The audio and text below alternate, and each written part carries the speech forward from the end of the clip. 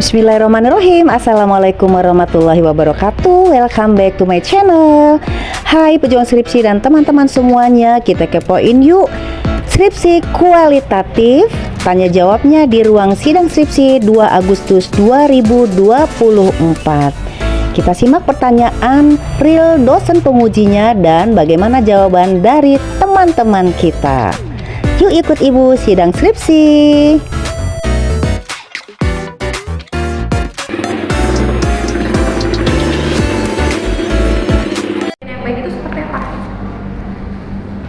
Bisa merangkul semua. Di sini di syarat kamu tulis ada dalam meningkatkan kinerja karyawan dibutuhkan faktor teamwork dalam diri setiap karyawan. Karyawan diharapkan memiliki kesadaran diri agar dapat melaksanakan tugasnya dengan efektif dan efisien. Maksudnya gimana?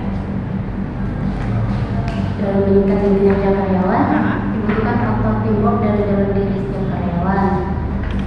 Ya, karyawan itu harus tugasnya untuk meningkatkan bagaimana potensi perusahaan itu bisa meningkat, tapi karyawan juga harus ada kesadaran diri dalam memperbaiki suatu organisasi itu dengan cara teamwork, dengan cara juga semangat bekerja, tidak malas-malasan gitu.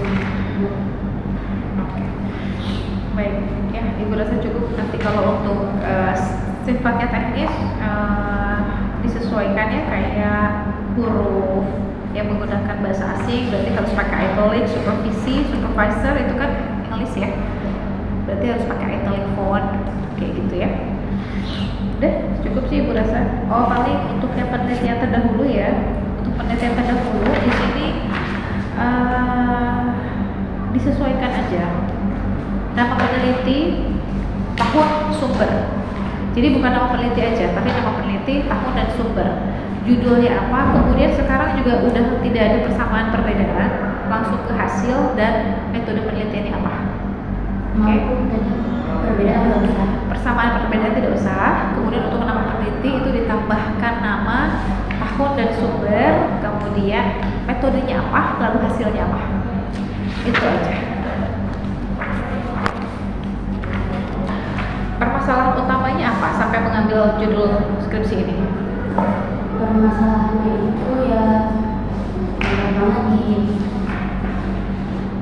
kinerjanya sempat dulu pada mencapai target yang tahun 2020. Target tahunan, bulanan, mingguan? Tahunan. Sudah berapa tahun tidak mencapai target? 2 tahun. 2 tahun berturut-turut. Oke. Lalu apa lagi masalahnya? Hanya itu saja? Karena kalau kualitatif, setahu ibu ya, kalau kualitatif itu dia menceritakan secara detail, lalu mendapat benang merah, itu kualitatif.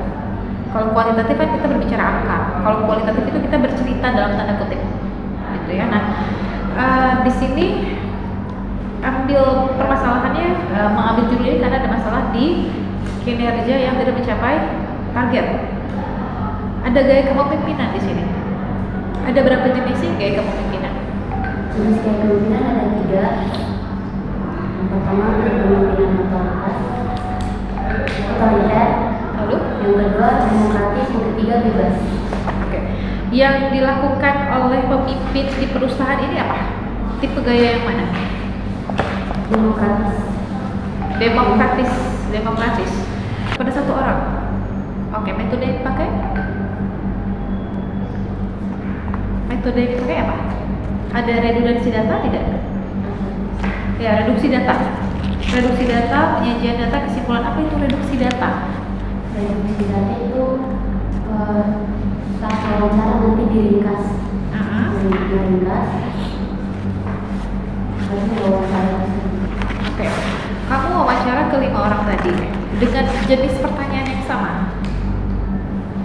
Supervisor dan admin sama, yang ketiga sama. Oh berarti ada 2 jenis pertanyaan, jumlah butirnya sama-sama 10. Melalui apa? Direct atau indirect? Langsung atau tidak langsung? Secara langsung. Jadi sifatnya interview, tanya jawab, gitu ya. Kesimpulan dari pertanyaannya apa? Mostly pertanyaan yang kamu ajukan apa? Lebih ke tentang gaya kepemimpinan di perusahaan dan Oke, sorry, yang dilihat itu pemimpinnya siapa sih? pemimpin yang Ya, ada berapa pimpinan yang dilihat? ada direktur, manajer, supervisor, direktur manajer, Direktur, manajer, dan hanya 2. Berarti 2 pemimpin ini dilihat, ada analisis gaya pimpinannya seperti apa, diwakili oleh 5 orang tadi.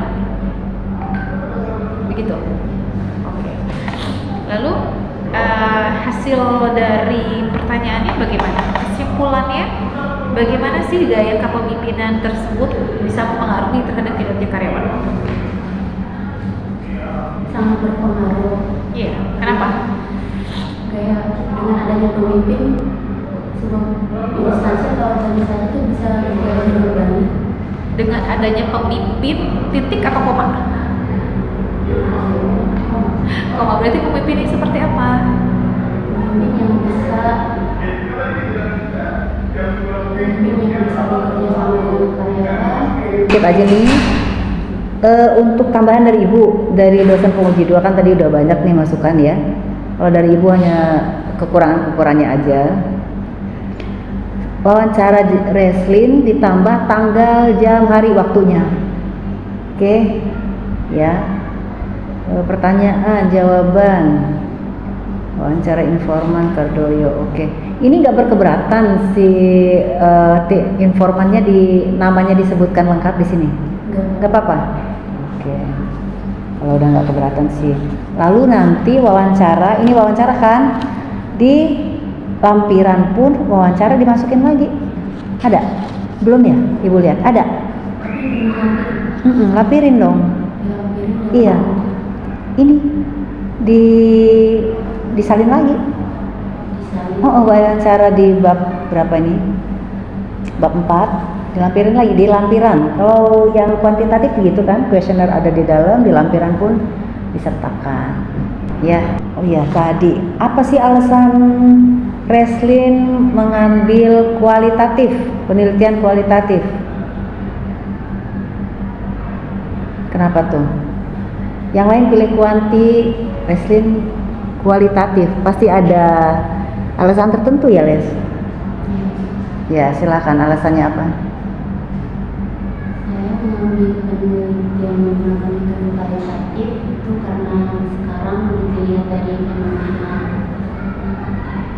gaya kepemimpinan lagi di tempat saya bekerja.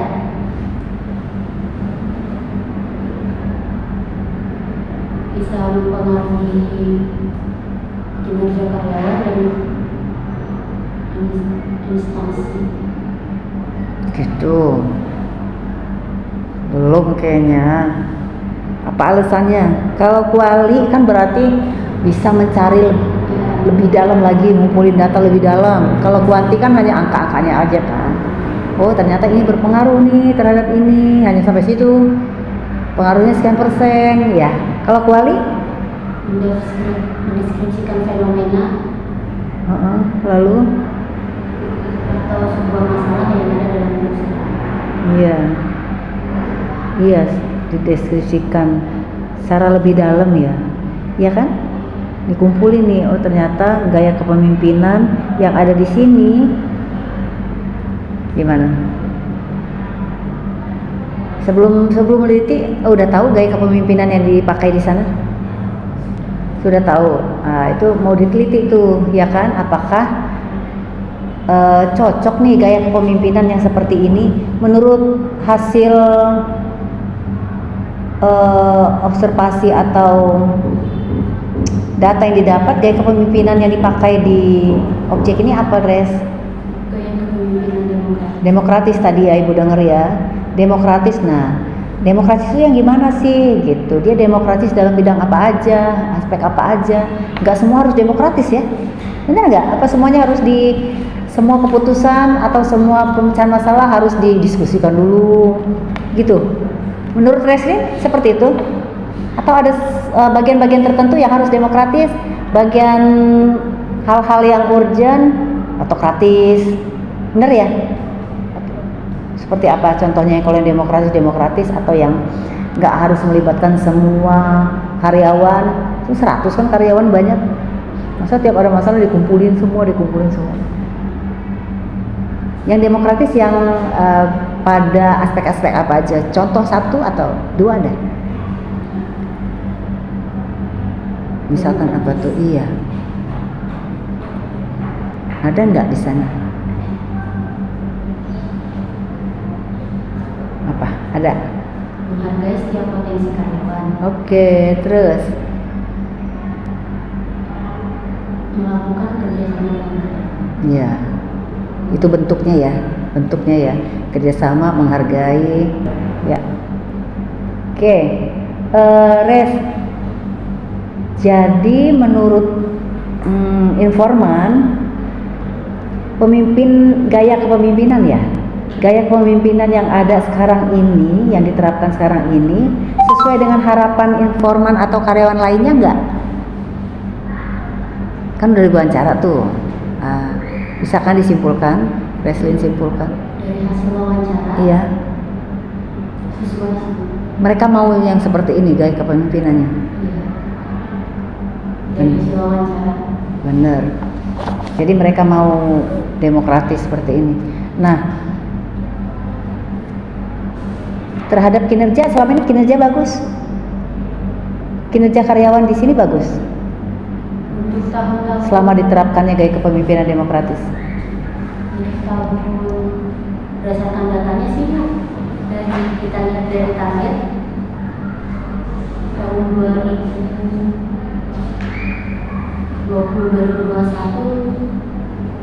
pencapaiannya tidak tercapai. Tapi dilihat dari tahun 2022 berdasarkan datanya tercapai. Sampai berapa persen? 100%. Oh, yang 2 tahun ke belakang itu penerapan gayanya demokratis atau bukan? Demokratis itu cuma karena waktu itu lagi COVID ya. Oh, oke. Banyak ini ya, banyak tantangan, ancaman ya. Oke, cukup dari Ibu, sekian. Reslin, selamat ya. Oke Pak. Oke teman-teman, sampai di sini konten kita. Semoga bermanfaat. Semoga bertemu di konten selanjutnya. Ibu ucapkan terima kasih bagi semua yang sudah setia menonton, dan jangan lupa dukung channel Ibu, like, subscribe, komen, dan share. Wassalamualaikum warahmatullahi wabarakatuh.